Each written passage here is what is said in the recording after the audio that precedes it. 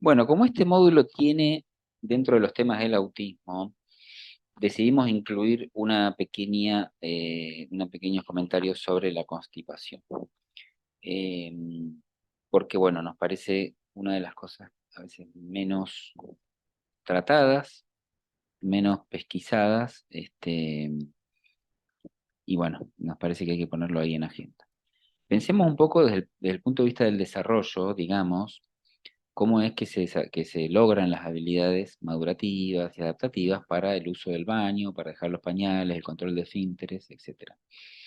En general, entre los 18 y los 30 meses, la mayoría de los chicos de desarrollo típico logran el control de esfínteres. Por supuesto que hay una variabilidad, y no tiene, digamos, tal vez, a ver, el lograr el control de esfínteres tempranamente, digamos, tiene cierta correlación con la capacidad o el nivel madurativo, pero no lo contrario necesariamente. Entonces, a veces cuando estamos evaluando y vemos un niño de 2 años que tiene control de esfínteres, en general, eso un poco se correlaciona en general con las capacidades del desarrollo que va mostrando. O sea, es como un indicador de su nivel de desarrollo.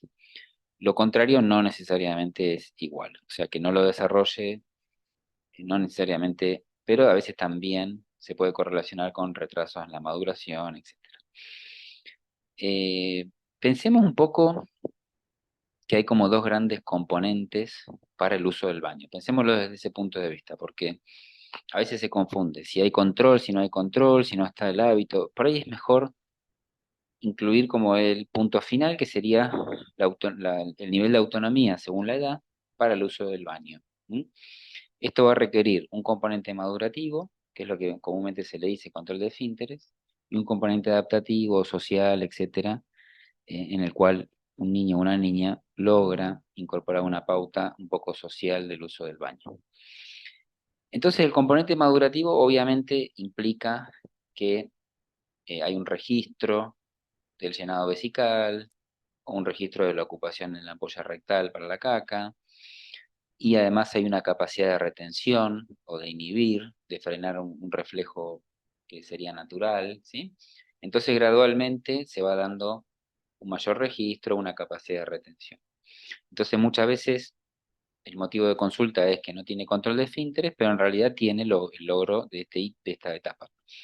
Pensemos en un chico de desarrollo típico o una niña de desarrollo típico. Bueno, en general va a ser común que nos refiera que hizo pis o que hizo caca, va a ser común que pida para ser cambiado el pañal, va a ser común que se aproxime a los padres cuando ellos mismos están usando el baño, entonces que tenga cierta flexibilidad un poco para aprender, para ver de qué se trata la parte social, por qué van, qué quieren, entonces pueden ir, pueden preguntar, pueden empezar a referir que tienen que hicieron o que les cambien el pañal y gradualmente pueden empezar a referir antes el deseo, antes de hacerlo. Entonces, en un chico de desarrollo típico que tiene un perfil de flexibilidad en el comportamiento, una capacidad de imitación de comportamientos sociales, una capacidad de comprender el lenguaje y de expresarse, bueno, es fácil darse cuenta y lógicamente hay que ir acompañando un poco de una manera muy respetuosa todos estos procesos. Ahora, si un niño está dentro del espectro del autismo, o tiene un desafío severo en la comunicación, o tiene dificultades en la autorregulación, ¿no? Estos chicos que tal vez no duermen de chiquitos, que bueno, que son más difíciles en sus estilos de respuesta, aunque no tengan una condición del espectro del autismo, a veces les cuesta un poquito lo adaptativo, etc. Si pasa todo eso, tenemos que fiarnos de datos más sutiles. Entonces ahí tenemos que afinar un poquito las preguntas y tenemos que tratar de identificar a través de las preguntas si los papás observan que puede haber un grado de retención. O sea que tal vez cada vez que quiera hacer caca, va corriendo y se pone en la mesa, abajo de una mesa en tal lado, y ahí hace caca, ¿no? Entonces un primer componente sería madurativo y sería que el sistema un poco sensorial de las vísceras, digamos, informe que la vejiga está llena o que la ampolla rectal está ocupada con materia fecal. Y un segundo componente es el adaptativo, que sería el que puede ser un desafío para los niños con dificultades del desarrollo, ¿no? Aceptar una nueva manera de hacer, tal vez no me motiva tanto lo social de hacer, que me feliciten, por ejemplo, ¿no? Y tal vez tengo un comportamiento más estructurado, más lineal o más repetitivo, y si ya me resulta hacer en el pañal, tal vez no voy a querer hacer en el baño, ¿no? O tal vez la flexibilidad cognitiva me lleva a que aunque me expliquen que no pasa nada, a mí sí me da miedo de que pasa algo en ese inodoro porque hay una sensación rarísima que la caca cae, etcétera, o me da mucho miedo. Entonces, bueno, el desafío es alto. A esto se suma un poco la selectividad alimentaria, ¿sí?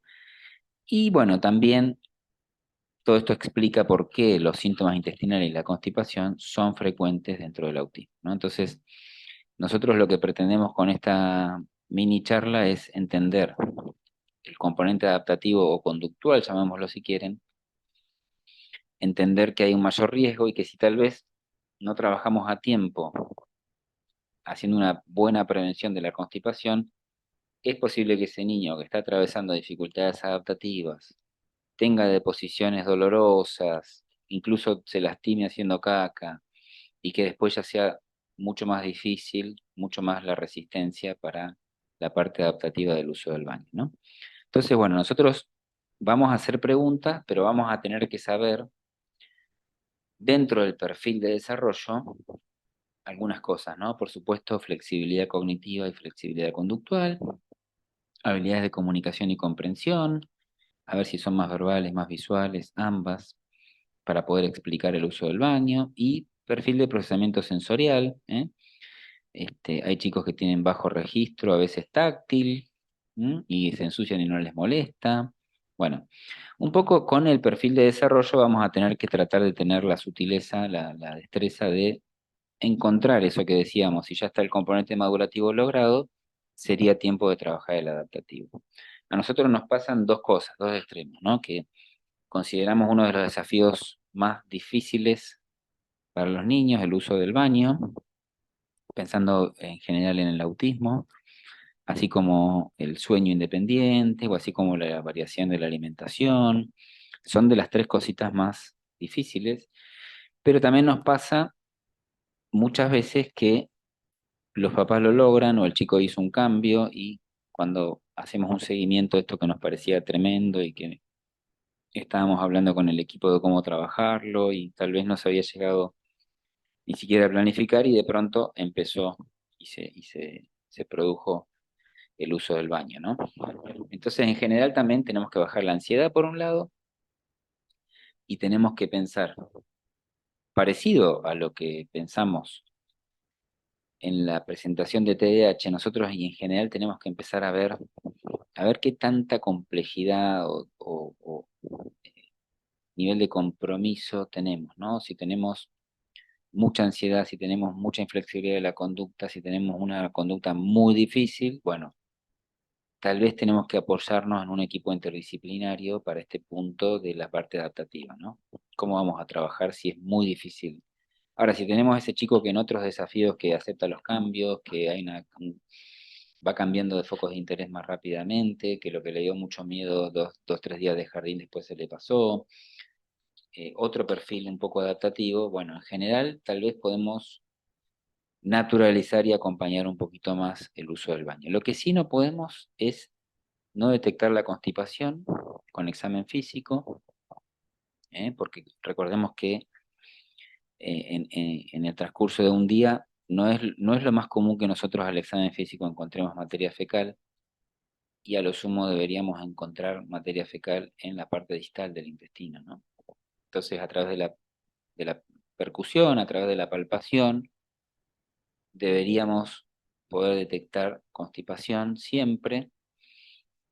Deberíamos tratar de asegurar con la dieta o uso de laxantes, y esto, bueno, podría ser un tema complejo y de interconsulta según el equipo de salud, pero deberíamos tratar de asegurar en el primer nivel de atención que la constipación se resuelva, porque si no después no solo tenemos que trabajar el uso del baño, sino hay que trabajarlo cuando ya hay como un estrés mucho mayor por el uso del baño si hubo periodos de constipación. En general, eh, vamos a decir, en los primeros meses de vida, los pediatras o el equipo de salud en general encontramos a las familias muy angustiadas porque los chicos, los bebés no hacen caca y pueden ir a una guardia a la madrugada, pero en general después de los 2 años y medio, 3, a veces o más a veces pasan periodos de constipación y ya no tienen tanta preocupación en algunos casos, y eso nos lleva después a tener mayor dificultad. O sea que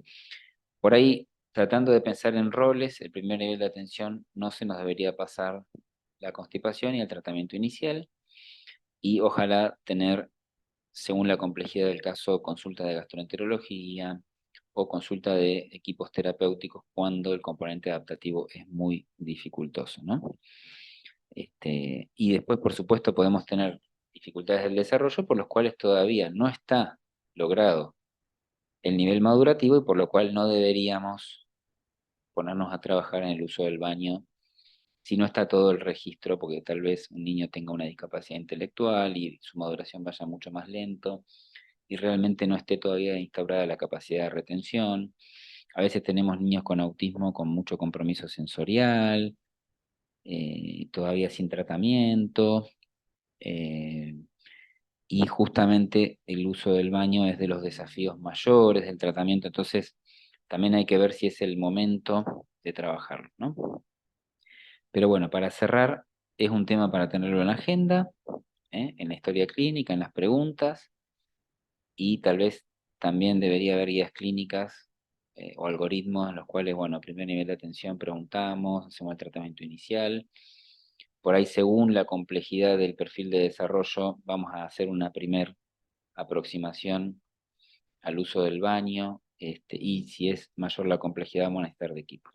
En general, bueno, sale un poco borrosa la imagen, pero casi siempre nos va a beneficiar el uso de agendas visuales, mucho más cortas, tal vez este es solo un ejemplo, para empezar a trabajar el uso del baño para hacer pis, para hacer caca, etcétera.